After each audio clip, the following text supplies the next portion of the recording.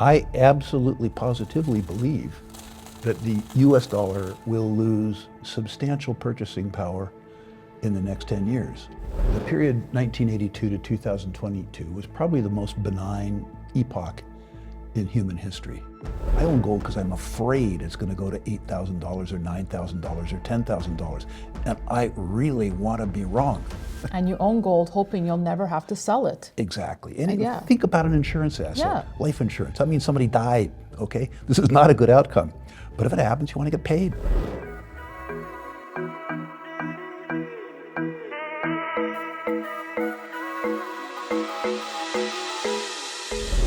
Hi, this is Daniela Cambone, and welcome back to the Daniela Cambone Show. On the road, we love being on the road, in Boca Raton at the Rule Symposium, and I am now with really, well, you are the man behind one of the most coveted and iconic events in the sector. How does it feel to carry that crown? Well, I guess it feels good. I guess I take the bow and I take the blame. The truth is that the conference has gone on for 20-something years. Wow. And there have been a whole bunch of people responsible for the success. It bears my name. But the truth is, it goes back to the days of Agoro when they did a good job, and my staff is superb. They are superb. And I can't believe this is the first time I'm attending this show. I mean, I've been covering the space for so long, but I'm happy, that you invited me. And that. Now, Daniela, in some fairness, this isn't the first year that you've been invited. Yeah. Well, the kids are a little older now. It's a little easier to escape. And I have to say, sold out conference. I mean, not an empty seat. And you really don't see that anymore in the mining space. So that's why I really want to say chapeau to you. Congratulations on that. Want to talk, obviously, the precious metal sector and all that. But I want to start with one of your recent quotes, because there's so much. A lot of the talk was surrounding the U.S. debt. And I'm happy it's happening here because it's not happening on the election platform, right? And that's a scary thought, but at least people are paying attention here. And you said, we came into the 1970s having fought the war in Vietnam, which we lost, and the war on poverty, which we lost. What we had left over was unsustainable debt. And we dealt with that by devaluing the U.S. dollar by over 80%, which is precisely what we're doing now. 34 trillion in debt and counting as we speak. You know, Joel Lippman's here, your keynote speaker. He's not losing sleep over the debt, but I think you are, perhaps. I don't. The $34 trillion problem is one problem. To me, the larger problem is the net present value of entitlements. Medicare, Medicaid, well, looking at the camera, old folks like me.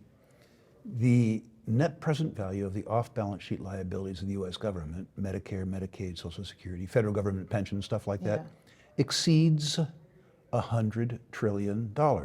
This isn't Joel Lippman's estimate or Rick Rule's estimate. This is the estimate of the Congressional Budget Office, who, by the way, have traditionally underestimated that liability. That bothers me. When I look at the world outside of the collective, which is to say outside of government, I'm extremely positive. In the United States, we have a society that's so creative that a group of teenagers can take over a garage in Sunnyvale and out pops Google. Thus far, our individual tenacity and creativity has funded our collective stupidity. What has changed between now and the 1970s is that in 1970, in the decade of the 70s, the on-balance sheet liabilities of the US government was about 25% of GDP. Now it's 110%.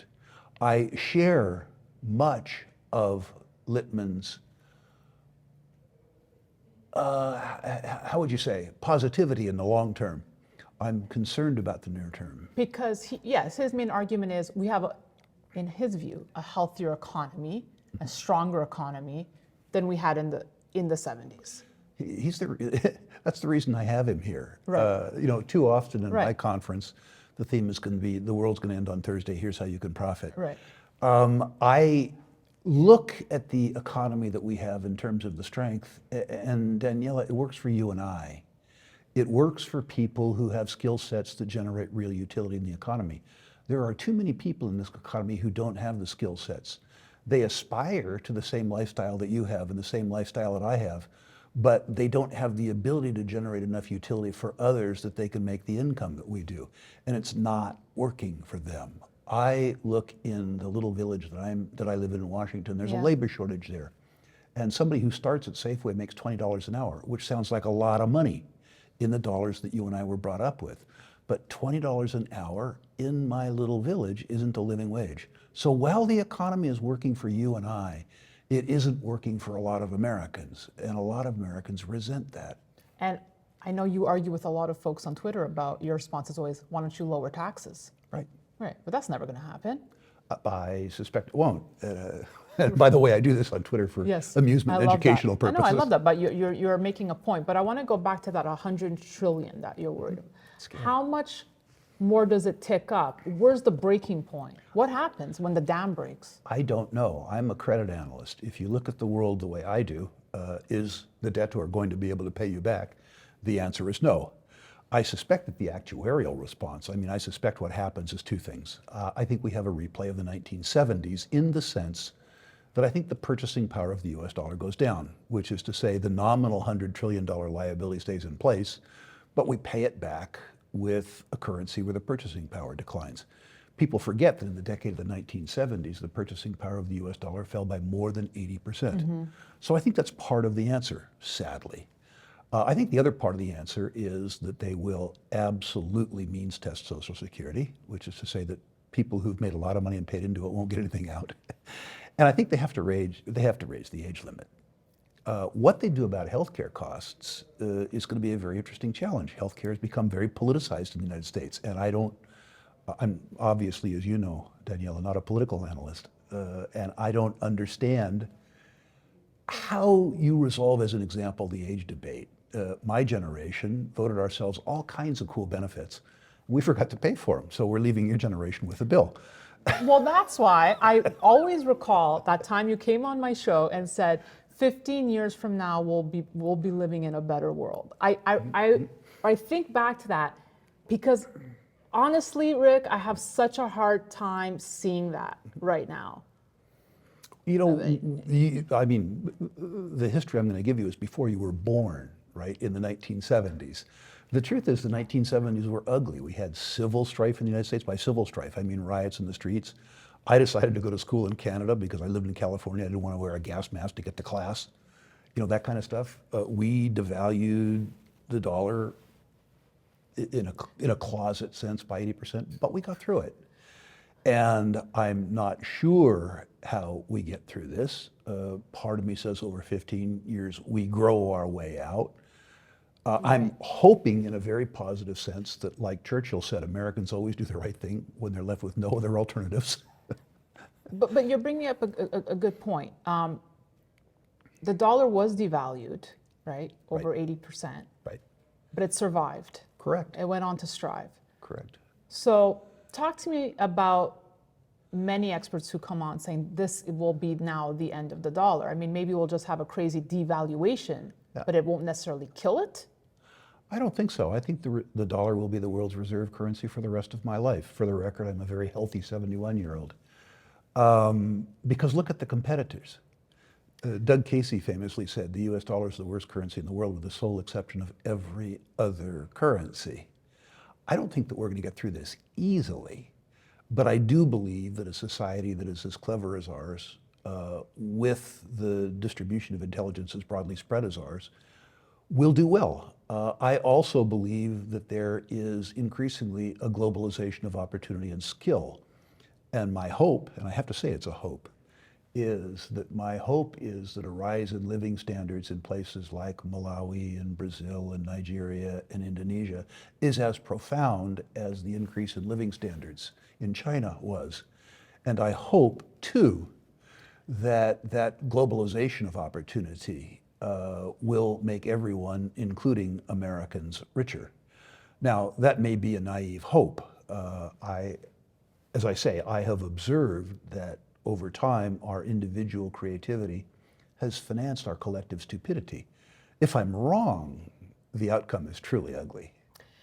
Not to bring up the BRICs again, but I will bring up the BRICs again because since the last time I spoke, there's always new developments. New countries have been added. We're inching closer to their summit. And I know many say it's just a nice, I had one guest on equating it to the Power Rangers, that it's just a nice group or philosophy, but it won't ever amount to anything. But fresh news out of Moscow, and again, it's news out of Moscow, so take it with a grain of salt, that they are working and inching closer towards forming some sort of a united currency, perhaps some sort of euro for that, for the BRICs. Thoughts on the BRICs, and do you see a future currency emerge from that could challenge the US dollar? No, in a word. I think the euro has been a slow motion failure, and I think the failure of the euro will continue to escalate. Again, Doug Casey says the US dollar is an I owe you nothing, the euro is a who owes you nothing, and the BRICs is a nobody owes you anything. Think about the constituents to that. Non-convertible currencies, countries that don't trust us but trust each other less, a marriage of convenience, not a marriage of love. Imagine, as an example, a currency that's nobody's obligation, that everybody takes the credit for, nobody takes the blame for. Imagine that the constituents have no reserve liability to it. Now imagine that you're the Chinese and you run up the US dollar equivalent of $1 trillion trade surplus with Russia. Right. There's only so much vodka you can import. What do you do with the balance? What will happen is if they even settle bilaterally, which is to say they settle in rubles and yuan, ultimately they will convert one or the other of those into something they can spend, which is a US dollar. The US dollar, for all its fault, is the only liquid, transparent currency in the world. The US Treasury market, for all its fault, is extremely liquid and extremely transparent, and there is no other financial instrument in the world that comes close to it. It is set up so perfectly, this ecosystem, that it cannot fail? No, it's that it has no competition.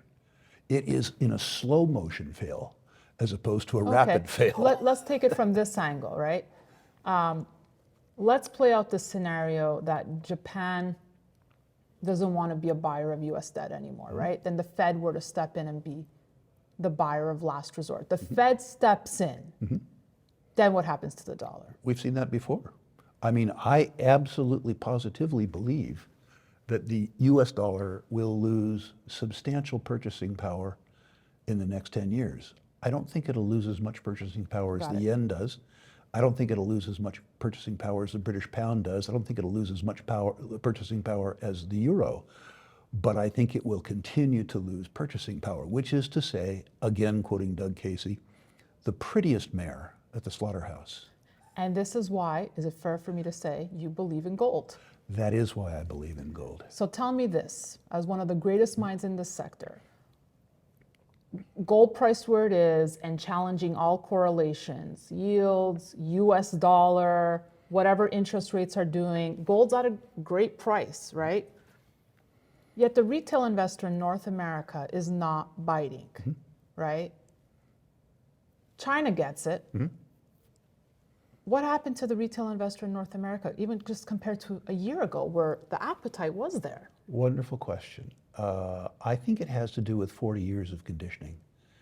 The period 1982 to 2022 was probably the most benign epoch in human history, particularly for American investors. The US dollar had hegemony.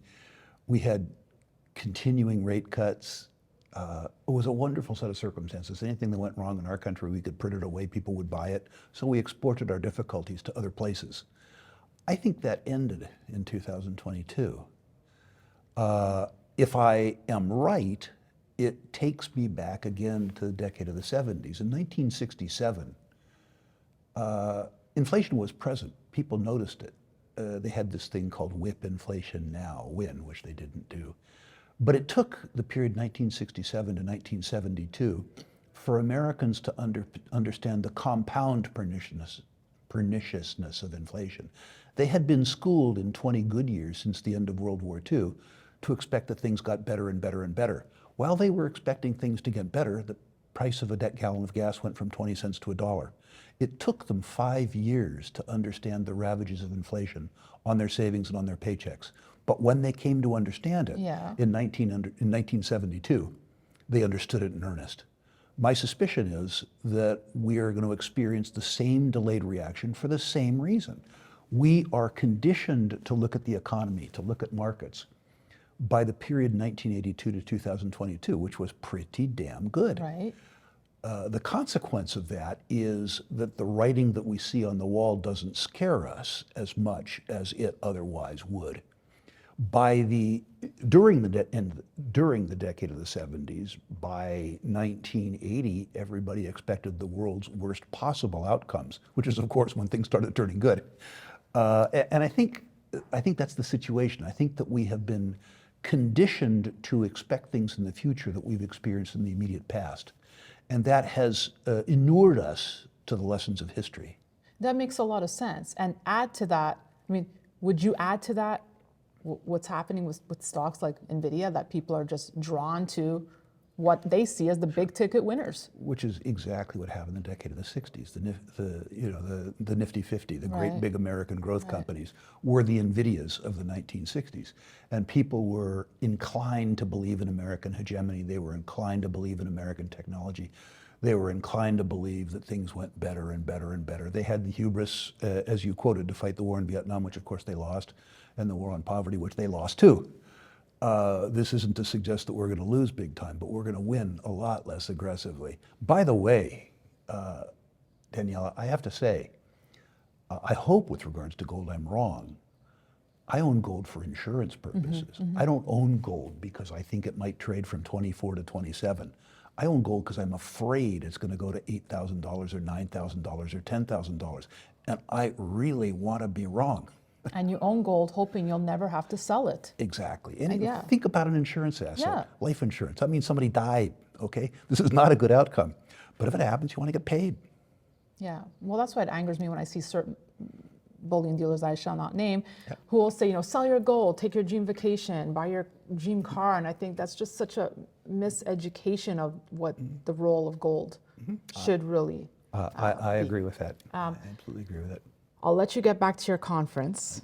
I was telling you, offline, I ran into one conference goer who said, this is the show to attend. And basically, whatever Rick Rule likes, you just need to follow. I said, that's a tremendous responsibility.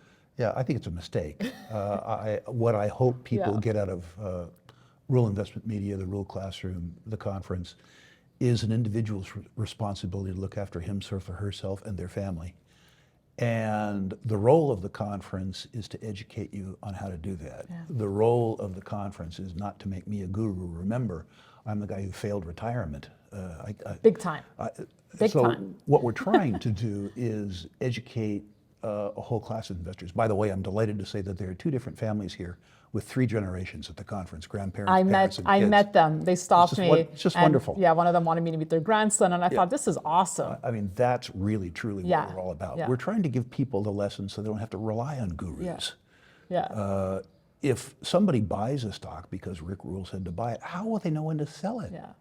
I thought it was incredible. Speaking to the 17-year-old I met, I could see like he was glossed over so much information. Yep.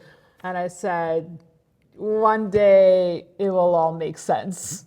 I know it doesn't make sense right now, but one day you're going to thank your grandparents, and what incredible grandparents. Rick Rule, congratulations. You're the man of the hour. You have a boat cruise happening tonight. I'll be on it. Can't wait. And thank you for inviting me. Thank you. Thank you for all your contributions to the Rule Classroom over the years. Your assistance in terms of spreading our message has been invaluable. So thank you both for your efforts and for your friendship. It means a lot. Yeah, it means a lot to me too. And thank you all for watching. We'll have more great content coming from the Rick Rule Symposium here in Boca Raton. So be sure to stay tuned to the Daniela Cambone Show on ITM Trading.